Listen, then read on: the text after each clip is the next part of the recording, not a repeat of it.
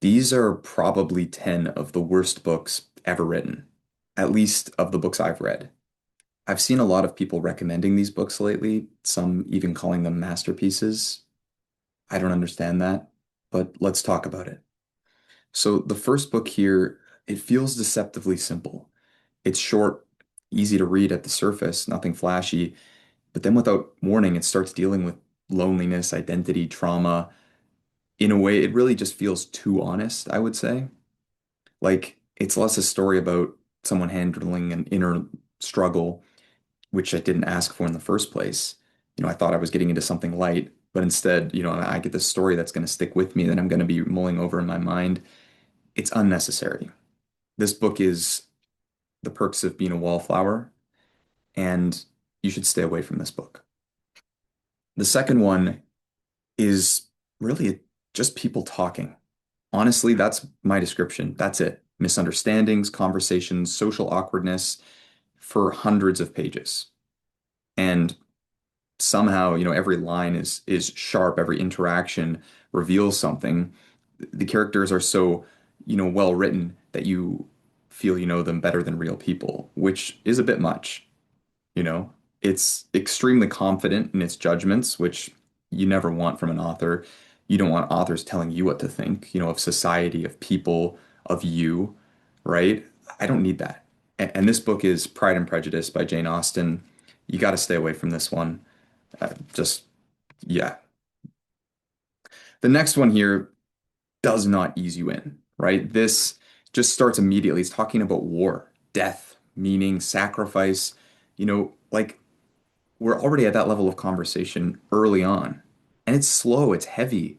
It's super intentional too, right? Like you're forced to sit with every moment. And, a guy just wants to read a book and enjoy, but this expects your full attention. It's a big ask, It's also very good, which which makes it worse. So this is For Whom the Bell Tolls by Ernest Hemingway. And just the way he writes is nobody has any business writing like that. It's you got to stay away from For Whom the Bell Tolls, and honestly all of Hemingway's work. You just terrible, terrible books. You should never read them. And I don't care what anybody says. Stay away from Hemingway. Now, honestly, there are so many more. This book here, this next one, it just builds an entire world, literally whole languages and history and mythology. There's another book that's longer than this book that's explaining the history of this book. It's like, who has time for that? It's The Lord of the Rings by J.R.R. Tolkien, but I mean, who wants to be living in a world with dwarves and elves and orcs? Like, it's just fantasy, it's make believe, it's not real, right? And look, this book here, it says appendices. There's a whole book just of appendices. Who needs to read a book that has a whole book of appendices just for it? That just stay away from Lord of the Rings. The next one here, it's just this is basically a man dedicating his entire life to revenge. Now, revenge isn't good, right? And this book gets you on his side. You shouldn't be on the side of somebody who's trying to get revenge. That's so immoral. It's just the wrong thing to be doing. And books are meant to be calming and nice. They're not meant to be, about getting revenge, but they're also meant to be deep and introspective, right? This book is just an adventure novel. The Count of Monte Cristo by Alexandre Dumas. Why, you shouldn't be reading an adventure novel, and it's idleness, really, this book. It's the prime example of idleness, and we need to stay away from idleness. It's very bad. The next one here, this, it turns suffering, it industrializes suffering, turns it into compelling reading. I mean, and this writer, he does this with all of his books. It just gets out of hand. This is at a certain point, you're like, I guess I know what to expect from Charles Dickens. Hard Times. The book's literally called Hard Times, right? We shouldn't be celebrating hard times. We should be trying to create soft, better times, happy times. This is just not what we need in books. And anybody who tells you Hard Times is a great book that they recommend it or anything by Dickens, they have no idea what they're talking about. You should totally ignore them, disregard everything they say, and you should go back to reading the things that really matter, which is not Charles Dickens. He's also one of the worst writers in the English language. So just stay away from him. Stay away from him, okay? This one, almost nothing happens. And you can see, I have all these sticky notes and pages marked. the amount of times I went through this book trying to find something redeemable, trying to find anything that can, just make it worth my time, I couldn't find anything. This book, My Aunt Nia by Willa Cather, Willa Cather, she's always writing about, the American frontier life as if we don't have enough books about that. I mean, it's not that interesting of a period of time. It's not that interesting an experience. No one really cares about frontier. No one cares about, farming and, being in Nebraska or something like that. Nobody cares, right? And there's no plot in this book either. You can't read a book with no plot. So stay away from Willa Cather, stay away from My Aunt Nia. If they make you read this in college, take a different course, okay? This next one here, you know, it's it's really like it's a sci-fi book, and when you read sci-fi, it's supposed to be light, right? But this one starts asking you questions about humanity, what it means to be human, artificiality, meaning, just all of these deeper questions that really there's no business for us to be asking, right? Uh, what is should we have empathy with artificial beings? And it's set in this grim post-apocalyptic setting too. And honestly, the writer. I don't think he's written any good sci-fi stories. A lot of people consider him up there, maybe close to the top ones, the top big three sci-fi writers. He's sometimes considered a fourth, an honorary fourth. He's just not. He's not a good writer. I personally haven't enjoyed his books every single year of my life and read them multiple times.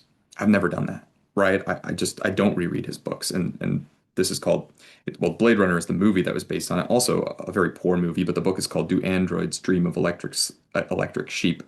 What a cumbersome title, right? It's like who needs a long title like that, right? It's just ridiculous. Stick with Blade Runner and the movie, the sequel they made as well, Blade Runner 2049 in 2017. Also not a great movie. Would totally avoid it. Just nothing of value there. Definitely not something I come back to every single year and really enjoy and rank up there with Asimov and Heinlein and some of my favorite science fiction writers of all time. Just not. Just not. Okay. The next one, um, it's unsettling. Not because of what happens in this book, because of how quickly it sort of starts to understand you. There's everything's analyzed, it's observed, it's explained, minute details that you didn't even notice somehow become important later on. And this character, he's a super genius and he's always drawing the right conclusions from these almost imperceptible details, which is impressive, but it's also a little uncomfortable. And I don't go to books to be evaluated, right? Like just because I can't figure things out as well as he can doesn't mean I'm a lesser person. That's not fair. I just think this book is really it's just not allowed. Anyways, The Memoirs of Sherlock Holmes. This is a horrible book. Should not read it. Very bad. Don't read Arthur Conan Doyle or any of his stories. It's not enjoyable. You won't have any fun. You won't come back to reading them again and again. And then there's this one. This is probably the worst book ever written. There's no urgency, no stakes, no crisis. It's literally just some animals on a river, some friends.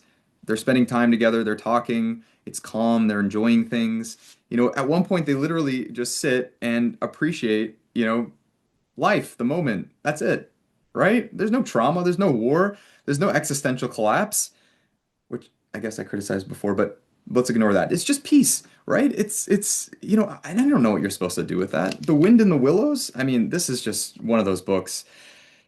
Honestly, if you like this book, I question your judgment. I don't know what to tell you at this point. This book has no redeeming values. It's not enjoyable, it's not deep, it's not philosophical, it's not fun, it's not awesome. It's not one of my favorite books of all time.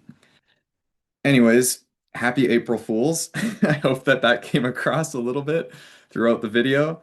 These are some of the greatest books ever written. Honestly, if a book doesn't challenge you, surprise you, or stay with you, you might actually be reading the wrong ones.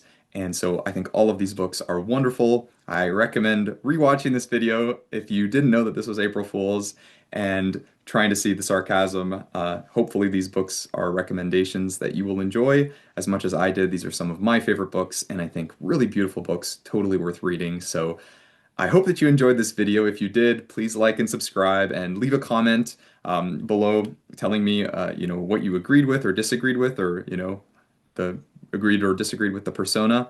And I really appreciate all your support. Hope you guys have a great rest of your day, and God bless.